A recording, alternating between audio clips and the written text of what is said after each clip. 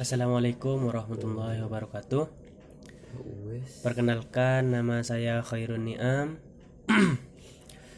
Saya dari Prodi MPI dan Fakultas Tarbiyah dan Ilmu Keguruan. Saya di sini akan menjelaskan tentang sumber daya aparatur pelayanan publik. Gini.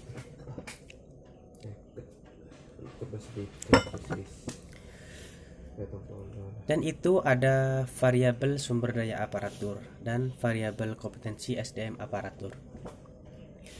Dan itu ada poin-poinnya. Poin-poinnya itu kemampuan pengetahuan, kemampuan keterampilan, dan kemampuan sikap atau perilaku. Kemampuan pengetahuan itu dilihat dari tingkat pendidikan yang umum yang dimiliki oleh seorang pejabat. Kemampuan keterampilan. Kemampuan keterampilan itu dilihat dari pendidikan dan pelatihannya seperti diklat gitu. Dan seterusnya kemampuan sikap atau perilaku. Itu sikap dan perilaku seorang aparatur menghadapi dan menjalankan semua tugas-tugasnya seperti kerjasama, kreatif, disiplin, dan jujur dan tanggung jawab, dan lain-lain.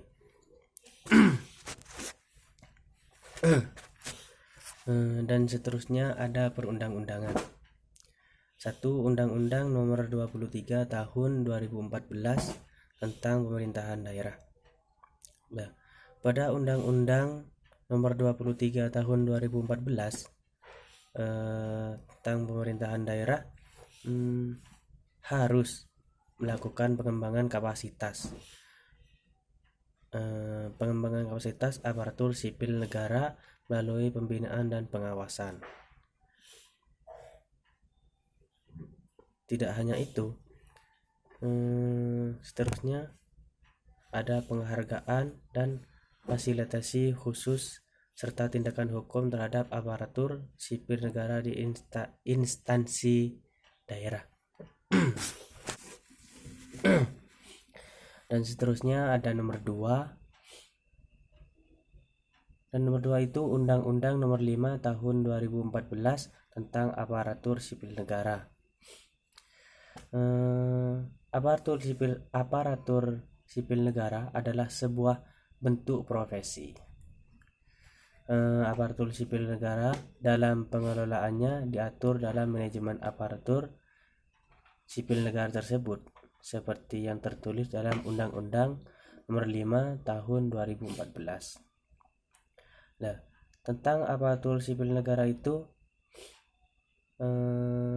yang terdiri atas manajemen PNS dan manajemen PPPK yang perlu diatur secara menyeluruh dengan menerapkan norma-norma kestandardan dan prosedur. Nomor 3 Undang-Undang Nomor 43 Tahun 1999 tentang pokok kepegawaian. Nah, jadi pengembangan kapasitas PNS sebagai aparatur sipil itu sipil negara juga diatur dalam Undang-Undang Nomor 43 Tahun 1999 tentang pokok-pokok kepegawaian yang terdapat pasal 31 ayat 1 dan 2.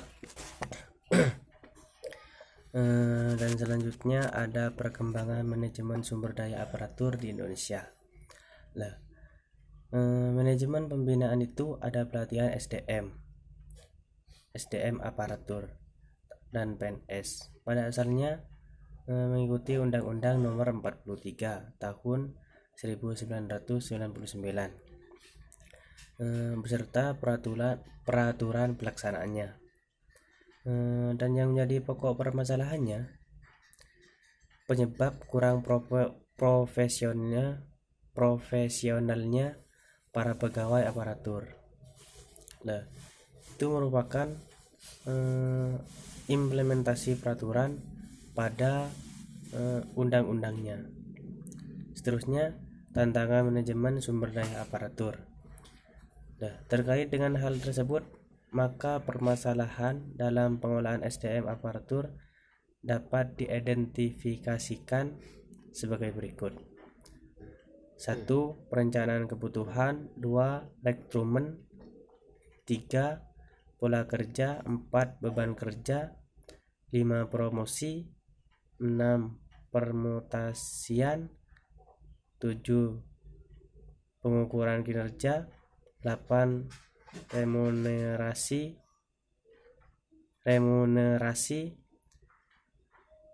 9. Pendidikan dan pelatihan. Dan seterusnya, pengembangan sumber daya aparatur di Kecamatan Lowok Waru. Diterapkannya Undang-Undang Nomor 32 Tahun 2004 tentang pemerintahan suatu daerah yang berlaku semenjak era reformasi.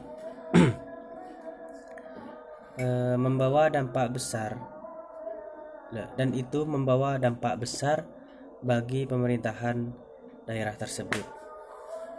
Dan kecamatan Lowok Waru itu merupakan kecamatan yang salah satu tempatnya terletak di Kota Malang.